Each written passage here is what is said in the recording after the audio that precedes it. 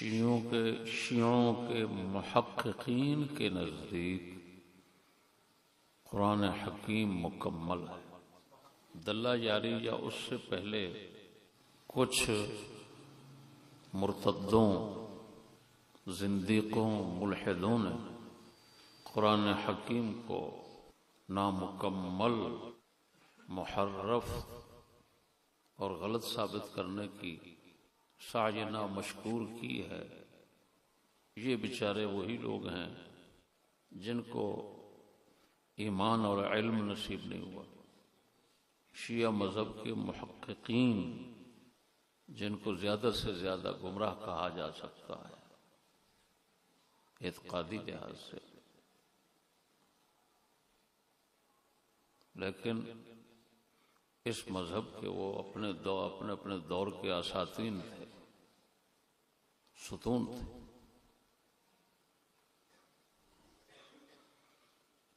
انہوں نے قرآن حکیم کو مکمل، غیر محرف قرار دیا ہے۔ اس طرح انہوں نے اپنے آپ کو کفر سے بچایا ہے۔ شیعہ مذہب میں یہ مسئلہ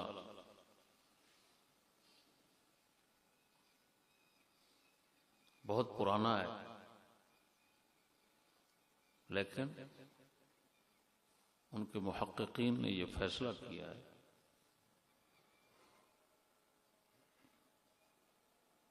کہ اس کے قائل ہمارے ناتجربے کار روایتی لوگ ہیں، تجربے کار پختہ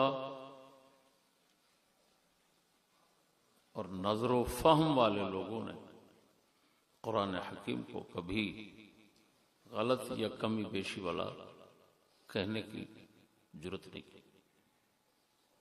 شیعہ مذہب کا وہ بڑا محقق جس نے ان کے نزدیک قرآن مجید سے بڑی کتاب جمع کی ہے، یعنی نہج البلاغہ، اس شخص کا نام ہے شریف مرتضیٰ، یعنی یہ لقب اس کا مشہور ہے۔ علی بن حسین موسوی یہ نام ہے اس کا۔ 355 ہجری میں اس کی پیدائش ہے، 436 میں اس کی وفات۔ چوتھی اور پانچویں دونوں صدیاں اس نے پائی ہیں۔ شریف مرتضیٰ، شریف کہتے ہیں سید کو عرب میں، تو وہ خود کو امام موسیٰ کاظم کی اولاد کہتا تھا، اس وجہ سے موسوی کہتا تھا۔ شیعہ مذہب میں اس کا لقب ہے عالم الہدا،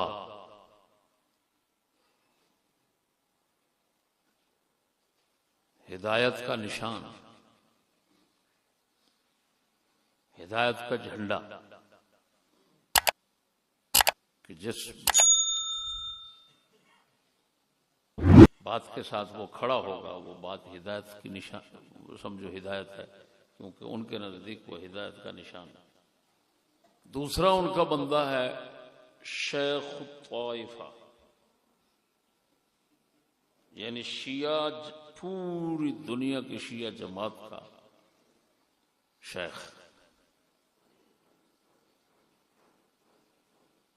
ابو جعفر محمد بن حسن طوسی۔ یہ وہی کا تھا جہاں کہ ہمارے حجت الاسلام امام غزالی رحمہ اللہ تھے، وہ بھی طوس کے تھے اور یہ بھی طوس کا تھا۔ اس کی پیدائش ہے 385 میں اور وفات ہے 460 میں۔ اس کا مطلب ہے اس کے ساتھ کا بعد۔ اس کی تفسیر ہے التبیان۔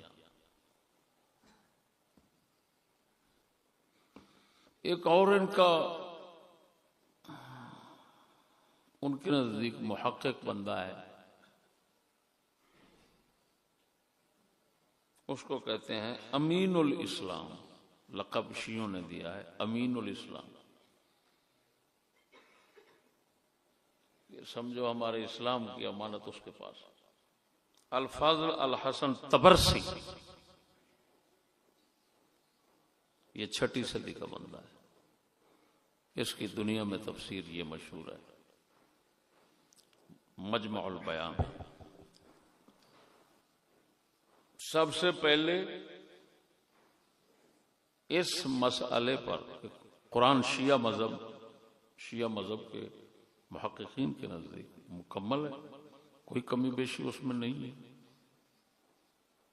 سب سے پہلے اس مسئلے پر لمبی بحث کی ہے تو وہ شریف مرتضیٰ نے، اس کی کتاب ہے یہ میرے ہاتھ میں، جواب المسائل طرابلسیات، جواب المسائل طرابلسیات، یہ مکمل کتاب ہے، یہ آپ دیکھ رہے ہیں۔ یہ طرابلس کے علاقے سے اس وقت کے شیعوں کی طرف سے سوالات گئے شریف مرتضیٰ کے پاس، جس نے نہج البلاغہ لکھی ہے، تو اس نے ان سوالات کے جوابات دیے، جب جمع کیے گئے تو یہ کتاب بنی۔ سب سے پہلے اس مسئلے کو کما حقہ بیان کیا ہے اس شخص نے، اور خوب اپنے دوسرے شیعوں کی دھنائی کی، یہاں تک کہ اس نے ان شیعوں کو جو قرآن مجید میں کمی بیشی سمجھتے ہیں، ان کو اس نے پھدو قرار دیا ہے کہ وہ ہمارے مذہب کے پھدو لوگ ہیں، روایتی ہیں لیکن عقل و فہم اور نظر سے خالی ہیں۔ المسألۃ العاشرہ، آپ دیکھ رہے ہیں، المسألۃ العاشرہ، نفی و تحریف القرآن، موٹا عنوان ڈالا ہے کہ قرآن میں تبدیلی نہیں ہے۔ یہ 10واں مسئلہ، سوال آیا اس وقت کے شیعوں کی طرف سے، تو شریف مرتضیٰ نے تفصیلی جواب لکھا، اس سے میں جواب سناؤں گا۔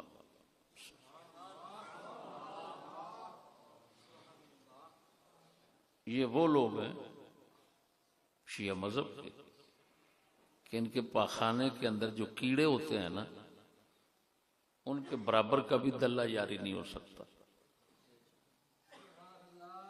مجھے اس خنزیر کا نام لینا پڑ رہا ہے سننے والوں کو خبردار کرنے کے لیے، ورنہ اس کی کوئی حیثیت نہیں ہے کہ اس کا نام لیا جائے۔ جو قرآن میں کمی بیشی سمجھے گا وہ اسلام سے خارج ہے، بس اس کے ساتھ کیا کلام کرنا، تاکہ اس خنزیر سے بچ جائیں۔ میں نے نام لے لیا تفصیل سے، تو شریف مرتضیٰ کے کلام کی شرح کر کے بتاؤں گا۔ اس کے دور کا جو بندہ ابو جعفر طوسی ہے نا، اس کی تفسیر کے شروع میں جو کچھ اس نے قرآن مجید کے متعلق اس مسئلے کے اندر لکھا ہے، وہ چند لفظ سنا دیتا ہوں۔ اس نے فصل فی ذکر جمل لا بد من معرفتها قبل الشروع فی تفسیر القرآن، اس نے یہ فصل بنائی ہے، اس کا عنوان رکھا ہے ایسی چند باتیں قرآن مجید کی تفسیر شروع کرنے سے پہلے جن کو جاننا پہچاننا ضروری ہے.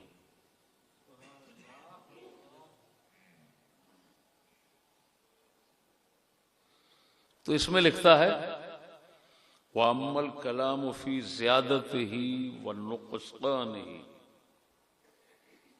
فَمِمَّا لَا يَلِيقُ بِهِ أَيْضًا. بڑی کمال کی بات کر رہا ہے. کہتا ہے قرآن مجید میں کمی بیشی کے اندر کلام کرنا یہ قرآن کی شان کے مناسب ہی نہیں. یعنی یہ بولنا ہی مناسب نہیں کہ قرآن میں کمی ہے یا زیادتی ہے، پورا ہے یا نہیں. وہ کہتا ہے یہ بات کرنا بھی مناسب نہیں قرآن کی شان کی.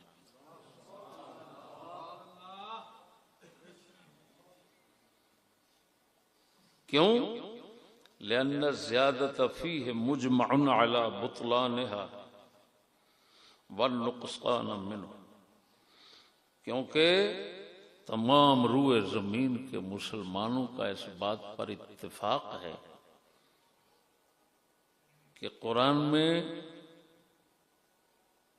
کچھ زیادتی کا قول کرنا کہ اس میں کچھ بڑھا دیا گیا ہے، یا قرآن میں کمی کا قول کرنا کہ اس سے کچھ کم کر دیا گیا ہے،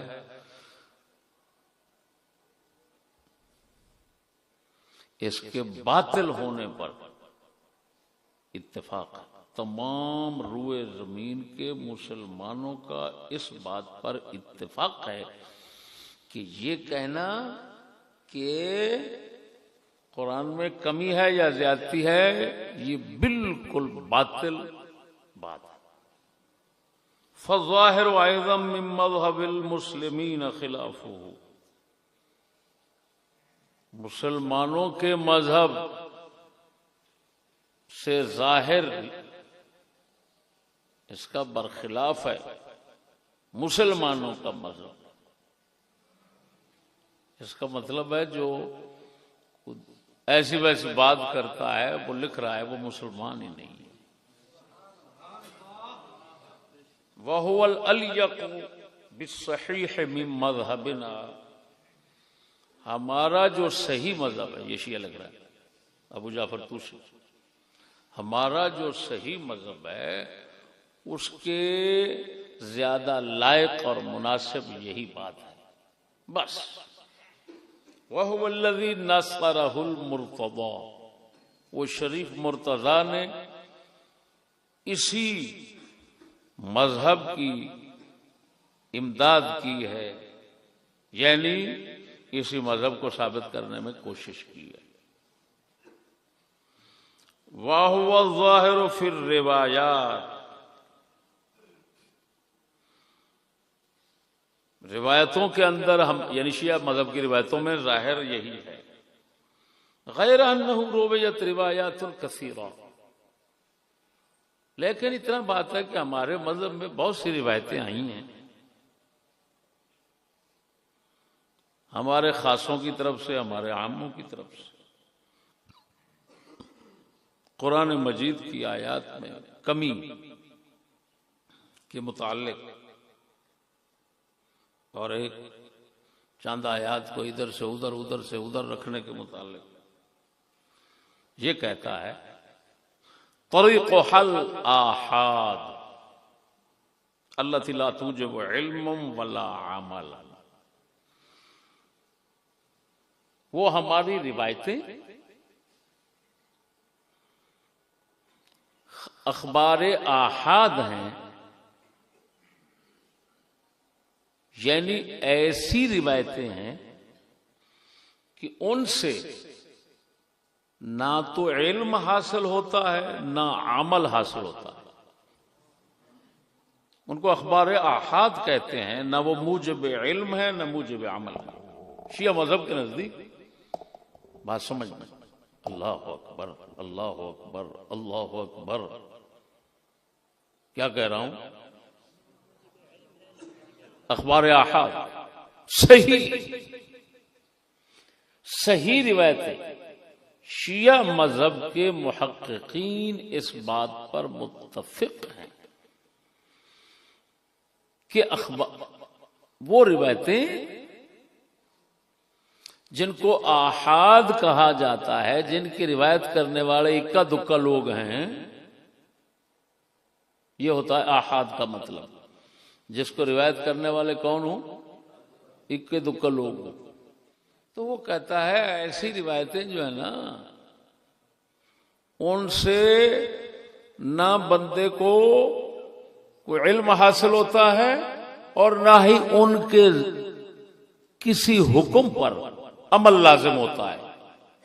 اللہ اکبر. اس کا مطلب ہے ان کے مذہب میں اخبار آحاد ہر لحاظ سے بیکار ہے. کیا ہے؟ اللہ اکبر. اخبار آحاد ان کے مذہب میں صحیح ہوں تو وہ بیکار ہیں. اور مجھے معلوم نہیں کہ کربلا کے جو قصوں کی تفصیلات ذاکر لوگ بیان کرتے ہیں یہ کون سے متواترات ہیں.